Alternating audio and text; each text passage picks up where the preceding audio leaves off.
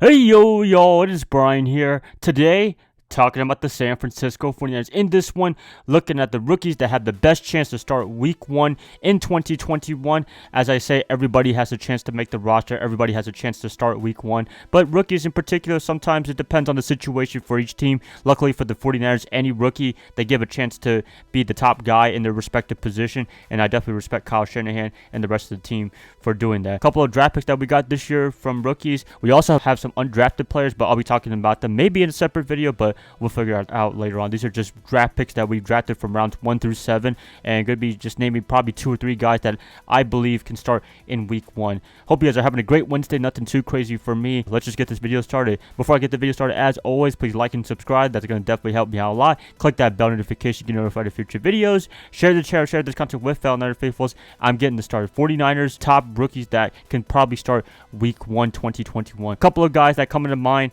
is definitely not Trey Lance. Lance will not start week 1 in my opinion. I think we all know what his situation is. Jimmy Garoppolo, still the top guy in San Francisco, and I believe he is. Kyle Shanahan and John Lynch probably believe he's still the top guy in the short term. He should be the guy for the next year or two. He gives the 49ers the best chance to win a Super Bowl this year. The team is ready to make a Super Bowl run. You might as well have a veteran quarterback that's been there for a little bit, can play football when he's healthy. That's just the guy for this year in particular. Hopefully everything goes well with Jimmy. A lot of people, including myself, are predicting that he might have a career year in San Francisco, plus the extra motivation for Trey Lance getting drafted number 3 overall. I think he's going to be great. But Lance, minus anything happening crazy to Jimmy, he will be sitting on the bench. He's not going to be on this list at all. One guy that comes into my mind definitely is going to be running back Trey Sermon from Ohio State. Running backs, as you all know, for the 49ers, it doesn't really matter who you are. As long as you have a little bit of talent, as long as you can run through the hole, make some plays, you could be the number 1 running back any given week. Coming into week 1, Raheem Mostert's going to be the number 1 guy, but you never know. Something in training camp, something in the preseason. If there is a preseason, Sermon can show something that he's going to be great, and he could be starting in week 1. Everybody has a chance to rotate running backs to be either in the last or the first depth of the depth chart. Sermon, from all accounts, everybody's saying that he's good. I've seen a little bit of tape of him. I've seen him mostly at Ohio State. There's times where he was great in Oklahoma, but Ohio State was really where I came from because of the fact that's the most recent school he came out of. With him, with this great talent and the coaching of Bobby Turner, he has a very good chance of starting week 1. And plus, when you get drafted that high, when you trade up to get him in the first place for a running back of all positions, then yeah, you have a very good chance of starting week 1 in my opinion. You guys should definitely watch out for him if he does do great during the offseason programs. Another guy that could definitely start is Ambry Thomas, defensive back. He has a really good chance to start, drafted in the 3rd round as well, so maybe they're very high on him. They actually needed a cornerback. He was the guy to fill the need for that. A little bit of competition, I would say, in the defensive back position is not set in stone, but the guys that we have so far, Jason Verrett, Emmanuel Mosley, assuming the number 2 guy, K'Wan Williams, the nickel cornerback, it seems pretty good, but maybe he could challenge Mosley for the number 2 cornerback spot. That's an interesting proposition right there. Thomas, I would not be surprised if he does win the starting job, but for right now, it's Emmanuel Mosley's to lose.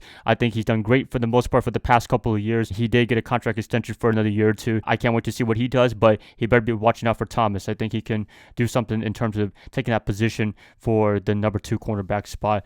Number 1 for me, as you all know, Aaron Banks, Notre Dame guy, offensive tackle. Actually, he did play with Mike McGlinchey in college, so that even boosts the chance even more for them to play together in week 1. Banks, they drafted him really high in the 2nd round. A lot of people outside of San Francisco saying that he's a big reach. They shouldn't have drafted him that high, but you know what? They traded down in the first place, and they really wanted him anyways. They got what they want. They got a 4th rounder. They were able to trade up to get Trey Sermon, and then now they were able to get their guy anyways that they wanted. I still wanted Asante Samuel Jr., but I'm not mad at Banks at all. I think he's going to solidify that offensive line. I'm assuming he's going to be competing with Daniel Brunskill for the right guard spot. He could play right next to his teammate, McGlinchey, and that'd be a perfect marriage right there. If you're looking at the potential starting lineup, the way it's looking amazing. This could be really rivaling with the Indianapolis Colts. It's one of the top offensive lines in the NFL.